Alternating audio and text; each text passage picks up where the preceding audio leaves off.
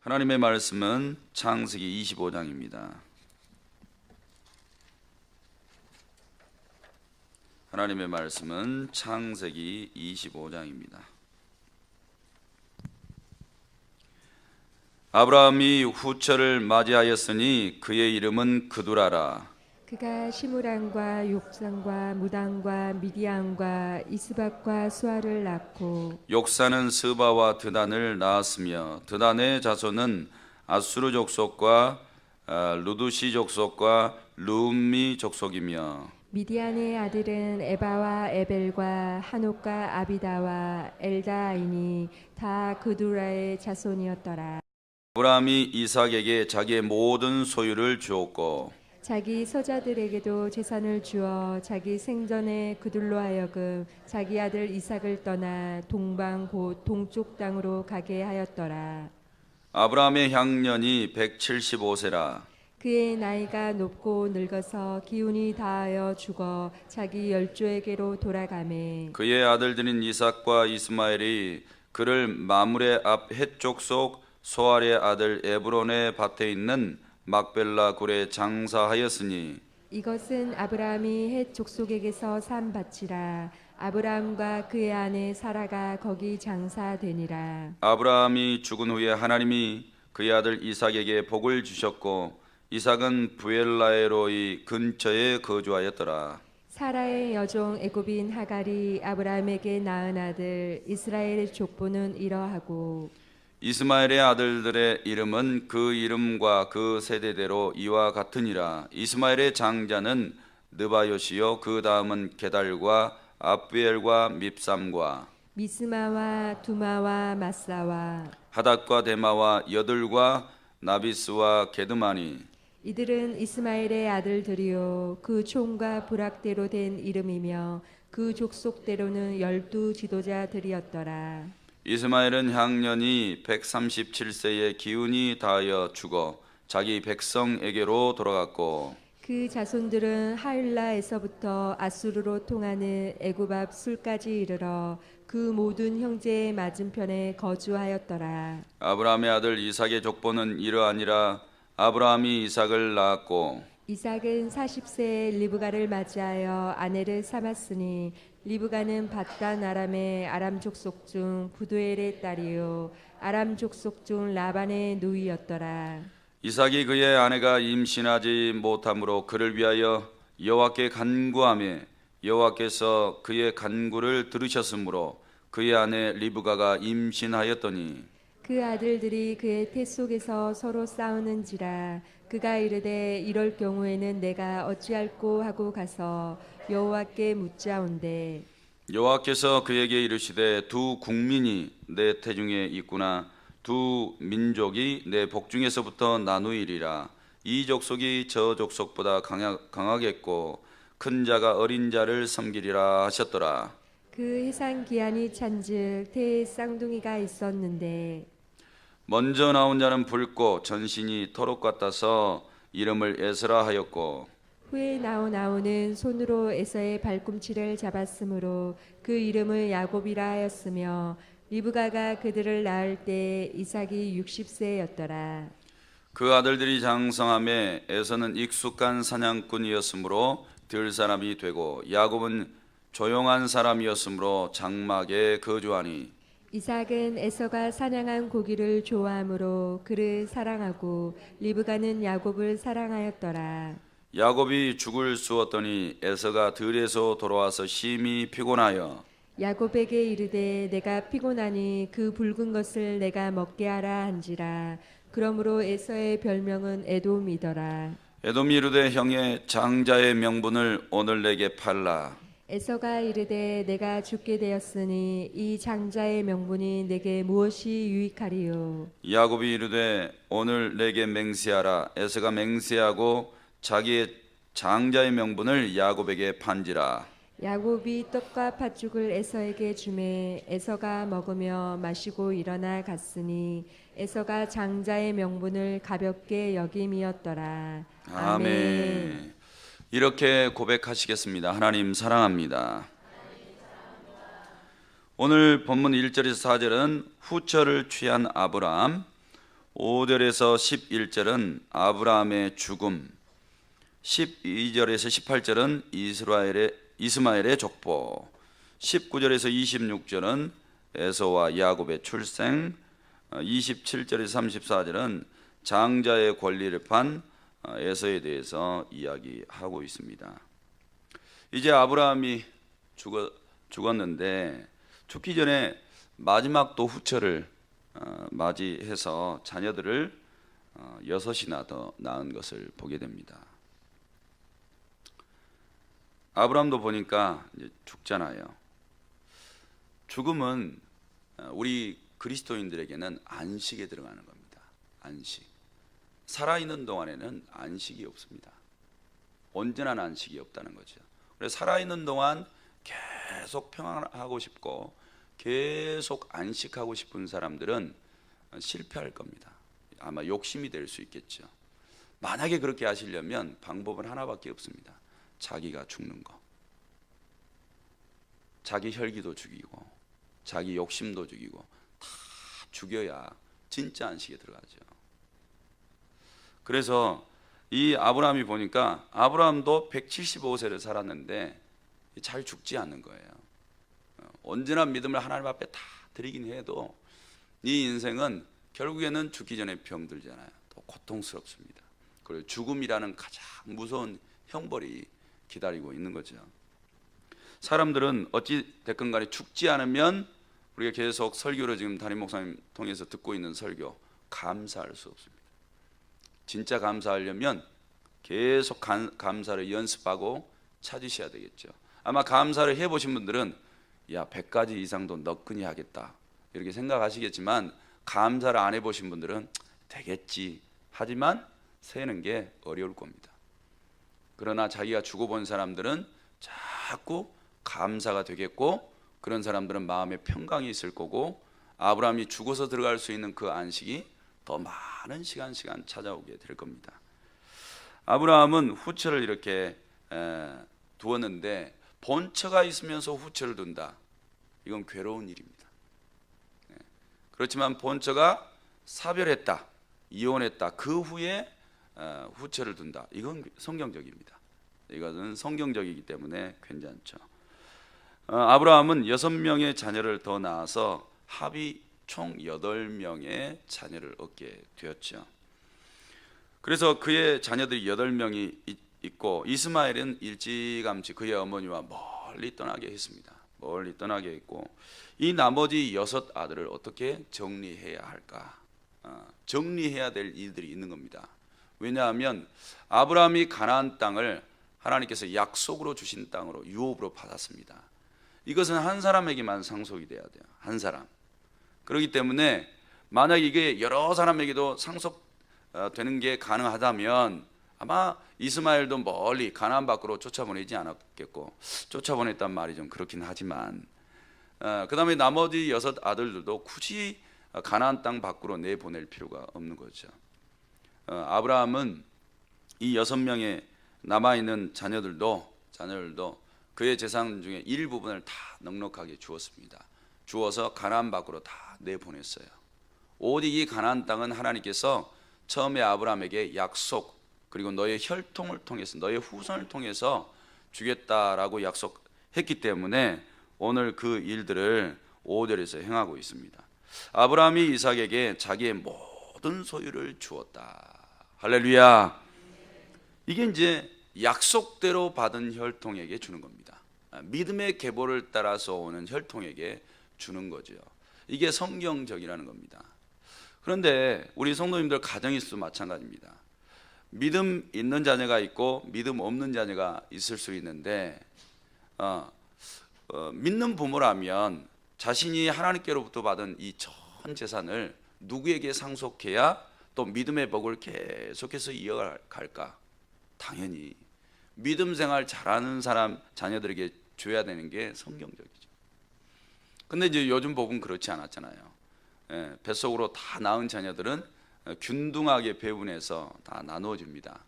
그렇지만 부모는 자식에게 믿음을 유업으로 잘 남겨줘야 될 것이고 그런 부모가 자식 농사를 성공하게 되겠죠. 아브라함도 별 재산 없이 가나안 땅에 들어왔지 않습니까?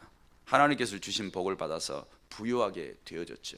그렇지만 아브라함도 가장 중요하게 생각했던 게 물질이 아닙니다. 하나님 앞에 순종하는 일이었고 믿음이었죠. 그렇듯이 아브라함이 가장 자녀들에게 바라고 중요하게 생각하는 것은 믿음을 상속하는 겁니다. 그런데 이스마엘은 그것을 잘 받지 못했어요. 믿음의 상속자가 태어나자 믿음으로 연합하기보다는 그를 해코지하고 괴롭게 했죠. 그래서 그는 멀리 떠나가게 됐어요. 만약에 그렇게 하지 않았으면 조금 더 오래 아버지 얼굴 보면서 지낼 수 있었을 텐데 그렇지 못했단 말이에요. 오늘 아브라함은 믿음의 혈통을 따라오는 이삭에게 모든 소유를 다 주었습니다. 그리고 나머지 서자들에게는 일부분 재산들을 전부 다 가나안 밖으로 다 나가게 했습니다. 그리고 아브라함은 안식에 들어갔습니다. 이것이 우리의 모습하고 별반 다를 게 없다는 거예요. 우리 성도님들도 자식 낳고 이렇게 이루어서 행복하게 살아가시겠죠. 그렇지만 가장 중요한 문제가 있다는 거예요. 가장 중요한 문제, 먹고 사는 게 아무리 바빠도 가장 중요한 문제, 그게 뭐냐? 아브라함처럼 믿음입니다. 믿음으로 하나님을 순종하는 것입니다. 그리고 그런 대를 이어나가는 것입니다. 그런 은혜가 성도들의 가정에도 있기를 주님의 이름으로 축복합니다. 그런데 참 은혜로운 장면이 한 군데 나오는데 9절입니다. 9절에 보면 그의 아들들인 이삭과 이스마엘이 그를 마므리한 헷 족속 소알의 아들 에브론의 밭에 있는 막벨라굴에 장사했다. 두 아들이 사이가 별로 안 좋을 것 같은데 그래도 아버지의 임종 앞에서는 서로 연합하고 있는 것을 보게 됩니다. 좋지 않은 감정이 있겠죠. 아유, 저 동생이 태어나지만 않았으면 자연히 저 상속은 다 나에게 왔을 텐데, 이런 생각 안 하겠습니까? 그러니까 골이 깊어질 수밖에 없겠죠. 그래도 부모의 임종 앞에서는 그래서는 안 됩니다. 이렇게 연합해야죠. 그리고 부모를 잘 안식에 돌아가게 해야 되겠죠. 우리는 이런 날이 잘 와요. 그러면 내가 이제 아브라함이라면 이스마엘과 같은 아들에게 무슨 말을 해줬을까? 무슨 말을 해줬을까? 만약에 임종이 온다면, 그리고 이 이스마엘의 얼굴을 좀 대면하고 떠나갈 수 있다면, 가장 중요한 숙제를 하나 풀어 놓을 겁니다. 아들아, 내가 너를 멀리 이렇게 보냈던 것은 너가 미워서가 아니다. 하나님께서는 믿음의 상속을 통해서 이렇게 후세대가 이어지기를 바라는데, 나는 가정도 중요하지만 하나님의 뜻을 쫓아가는 게 먼저였단다. 그러나 늘 내 마음속에는 너를 향한 사랑이 있었고 너에 대한 그리움이 있었다. 이런 말 한마디를 하고 탁 가면 그 아들의 응어리가 다 풀어질 수 있겠죠. 성도 여러분, 이렇게 갈 때, 우리는 저 세상 떠나갈 때, 하나님 나라 갈 때, 돈 문서, 돈하고 문서 이렇게 남겨주고, 어떤 분들은 또 빚 갚아야 되는 거, 이런 거 막 어디다가 장롱이나 꾸깃꾸깃 해놨다가 이거 빚 갚아야 될 문서다, 이럴 수 없잖아요. 가장 중요한 것을 남겨주고 그 다음에 풀어야 될 것을 다 풀고 간다면 그 사람은 참 잘 살다가 뒷마무리 잘하고 가시는 분들인 줄로 믿습니다. 우리 성도님들도 자녀들이 다 이렇게 우리의 임종 앞에서 서로가 부모의 임종을 잘 치르기 위해서, 장례를 잘 치르기 위해서 이렇게 하나님의 사랑 안에서 연합이 일어나기를 주님의 이름으로 축복합니다. 그 다음에 이제 아브라함이 죽은 후에 이삭에게 복을 주셨다라고 11절에 말씀하고 있습니다. 지금 복받을 조건들에 대해서는 별로 비추지 않지만, 그래도 하나님께서는 이제 혈통이 잘 갔잖아요. 아브라함이 하나님께서 약속하신 대로 그의 믿음의 계보를 이을 아들이 온 거예요. 그리고 이제 그 아들이 가나안 땅도 상속하게 된 거죠. 하나님께서 약속한 땅, 그곳에서 하나님께서는 복을 주시더라. 그러니까 지금 다른 아들들에게 복을 주시더라 이렇게 나와 있지는 않아요. 그러니까 성도님들이 복 받으시려면 믿음 떠나보세요. 절대로 못 받습니다. 변두리에 서 계셔 보세요. 안 돼요. 진짜 복을 받으시려면 센터에 계셔야 돼요. 센터, 중앙, 한 중앙에 계셔야 돼요. 그럼 믿음에서 0.1%라도 떠나가지 마세요. 하나님께서는 믿음 안으로, 그리고 하나님의 말씀에 순종의 사람으로 갖다 놓으시고 거기서 복 주셨지, 그거 떠나가니까 복 주셨더라 이렇게 나오진 않아요. 성도님들, 오늘 우리가 하루를 살아가시는데 생각해 보셔야 돼요. 하나님 중심으로 내가 100% 들어와 있는지, 아니면 하나님의 말씀에서 떠나서 불순종하고 거역하고 내 멋대로 살아가고 있는지 잘 생각하셔서 언제나 하나님 중심으로, 하나님 말씀 중심으로 순종의 사람으로 돌아가십시오. 거기에는 조건 없이 하나님께서 복도 주실 줄로 믿습니다. 그 다음 말씀 보면 이스마엘의 후예에 대해서 12절에서 18절까지 쭉 이야기를 했는데, 이스마엘, 하갈, 하나님께 약속을 받았죠. 너도 큰 민족을 이루게 되겠다고. 근데 하나님께서 약속대로 하십니다. 이 이스마엘의 아들들 쭉 숫자를 세보면 12명이 기록되어 있습니다. 12명의 자녀를 낳았고 이들도 12지파를 이루어서 번성해 가게 되죠. 하나님은 약속대로 하십니다. 누구든지, 이삭에게만 한 게 아니에요. 이곳에 있는 누구든지 하나님께서 약속하시면 약속대로 계보를 이어나가세요. 그대로 이루신다고요. 그러니까 내 개인이 하나님 앞에 응답받는 게 중요합니다. 하나님의 뜻대로 살아가는 게 중요하고, 그러니까 복을 이삭처럼 받을 건지 이스마엘처럼 받을 건지 결정이 믿음 안에 있다는 거예요. 사랑하는 성도 여러분, 멀리 떠나가지 마십시오. 하나님은 약속대로 하시지만 이삭처럼 중앙에서 받으시라고요. 믿음으로 제대로 받으시라고요. 할렐루야. 그 다음 말씀에 쭉 보니까 이삭에게서 쌍태가 태어난 것을 우리에게 보여주고 있습니다. 19절에서 쭉 그 내용이 26절까지 나오는데, 문제는 이삭이가 장가도 늦게 갔지만 자녀들도 늦게 낳았어요. 근데 문제는 다 해결됩니다. 근데 아버지가 했던 실수를 범하지 않는 장면도 나와서 참 다행입니다. 10년 동안 자녀를 갖지 못했지만 후처드리지 않잖아요. 그 다음에 리브가도 자존심이 있어가지고 몸종 아이고 들어가서 애 낳으세요, 또 이런 관대한 마음도 없어요. 그랬는데 어찌됐든 간에 20년 동안 아이를 갖지 않고 아이를 낳으려고 해요. 자, 봐보세요. 지금 아브라함은 어머니가 소천하신 후에 3년 후에 지금 결혼을 했단 말이에요. 근데 20년 동안 자녀를 못 낳았어. 근데 아버지는 후처를 드렸단 말이에요. 그리고 자녀를 6명이나 낳아. 아버지는 계속 낳는데 자기는 못 낳는 거예요. 이거 어떻게 하면 좋아? 아버지는 하나 낳고 둘 낳고 셋 낳고 그만 낳았으면 좋겠는데 6이나 막 붕붕붕 난단 말이에요. 그런데 얼마나 지금 애달프겠어요. 속이 막 아프겠어요. 얼마나 이삭이는 막 기다리겠습니까? 근데 방법이 좋아요.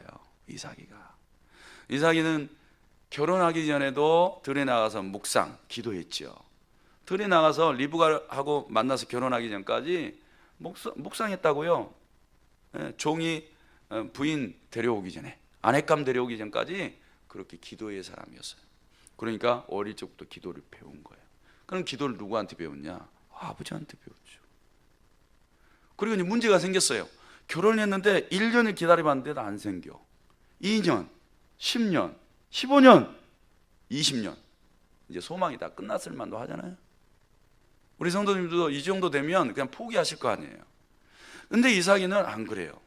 간구했다 그랬어요. 21절 말씀 읽겠습니다. 이삭이 그의 아내가 임신하지 못함으로 그를 위하여 여호와께 간구하며 여호와께서 그의 간구를 들으셨으므로 그의 아내 리브가가 임신하였더니 아멘. 20년 동안 간구하실 수 있겠어요? 한 제목 가지고? 아마 이런 생각이 있겠죠. 내가 무슨 천벌 받을 일이 있었나? 내가 혹시라도 무슨 욕심 부린 일이 있었나? 아니면 내 신앙이 뭐 태만하고 게으르고 나태했었나?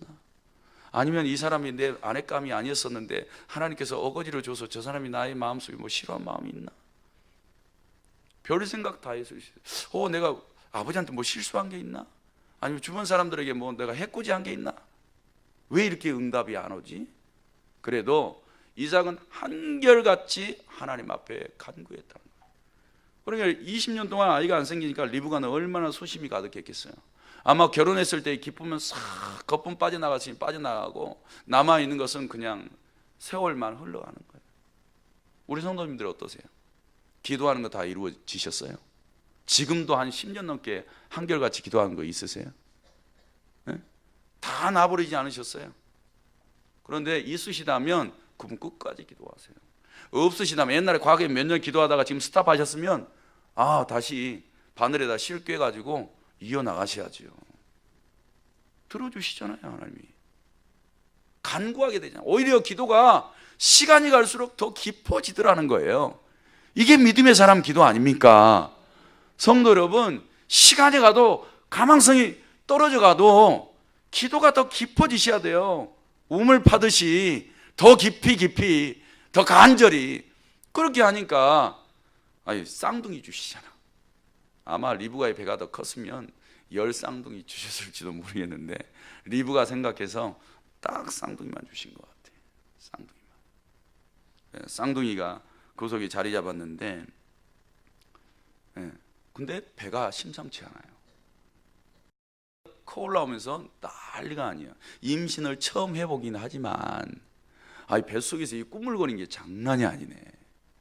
아마 여자분들은 죽으려고 그럴걸요. 근데 두 나라 두 국민이라고 그랬어요. 그런데 장난이 아니 계속 싸워. 그럼 여자분들은 배가 행복하세요?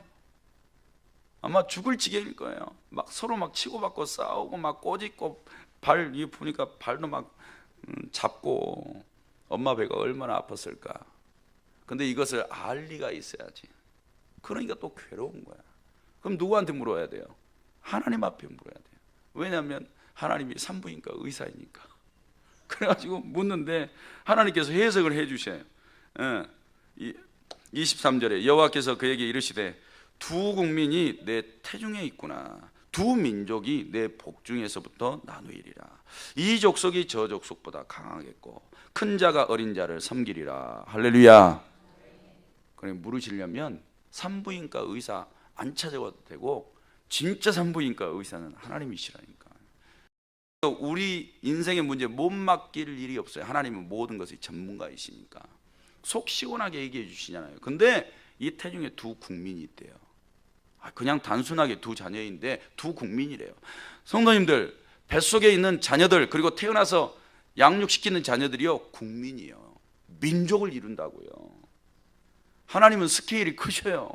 그렇잖아요. 우리는 당장 낳은 아들 봐봐야 내 자식 그 다음 한 3세대밖에 더 보겠어요? 근데 하나님은 1000세대 만세대까지 보고 계셔요. 우리 자녀 한 사람을 통해서 국민, 민족을 이룬다고요. 그러니까 내가 지금 가지고 있는 믿음이 얼마나 중요한지 봐보세요. 믿음으로 이 믿음의 계보가 가는 게 인생이 결정돼요. 1000대를 복을 받을 것이냐 4대를 저주받으면서 4대도 계속 이어져요. 하나님 앞에 제범하면 또 4대 이렇게 내려가니까. 그러니까 저주도 계속 1000대까지 가는 거예요. 그런데 돌이키면 끊어주겠다는 거죠. 믿음으로 돌아오면 복으로 바꿔주시겠다는 거예요. 그러니까 오늘 이 두 국민이 이제 이렇게 전쟁을 치르는데 큰 자가 어린 자를 섬기리라. 나중에 이스라엘이 에돔 형 족속이죠. 에돔을 점령해요. 그러니까 이제 에돔이 이스라엘을 섬겨야 돼요. 성경 그대로 내려가요. 그러면 어떻게 이런 일이 일어날 수 있어? 하나님 마음이에요. 태중에서 창세전부터 택하시고 섭리하신 분도 하나님이시고, 우리 인생이 아무리 인생 저거 꼬였다, 형이 잘 돼야지 동생이 왜 저렇게 되냐, 이거 순서 잘못된 거 아니냐, 아브라함은 아버지면서 이거 지금 꼬인 문제는 못 풀어주냐, 별 질문 다 할 수 있어도 하나님 마음이에요. 여기 앉아 계시는 것도 하나님 마음이에요. 마귀들이 저런 죄인을 왜 여기다 갖다 놨어요? 어둠에다 쳐넣어야지, 이렇게 하셔도 하나님 마음이잖아요. 내가 사랑한다는데, 내가 용서해주고 받아주겠다는데, 내가 복 주겠다는데 무슨 상관이야? 하나님의 선택에 달려있다는 거예요. 사랑하는 성도 여러분, 그러니까 우리는 감사밖에 없어요. 감사. 누구를 원망해요? 누구를 불평해요? 이 자리에 있는데 우리가 앉아서 기도하러 나왔는데 하나님의 은혜인 줄로 믿습니다. 그 다음에 이제 마지막은 31분이 돼서 없습니다. 나머지는 그냥 읽으세요. 자, 이 시간에 기도하고 마치겠습니다. 하나님 아버지, 이 시간에 새벽기도 드리면서 감사한걸 헌금, 특별 새벽기도 헌금, 번제물 제목 드렸습니다. 우리 하나님 받으시고 하늘 곳간에 쌓아 주옵소서. 성경에 약속하신 대로 복이 되어 하나님 아버지, 사랑하는 성도들이 마음껏 하나님 중심으로 살게 하시고 하나님 거기에서부터 순종함으로 더 많은 복을 받아 하나님 살아계심을 간증하며 살게 하옵소서. 담임 목사님 정기노예로 출타 중에 있습니다. 하나님께서 그 걸음마다 그 입술의 모든 언어에 복을 주셔서 하나님 유익하고 복된 시간 잘 보내고 돌아오실 수 있도록 은혜 베풀어 주옵소서. 오늘 이 새벽에도 기도하는 모든 성도들, 하나님 이삭처럼 간구할 믿음과 용기를 주셔서 하나님 앞에 부르짖을 때 하나하나 응답받게 하여 주옵소서. 축복하오며 예수님의 이름으로 기도하옵나이다. 아멘.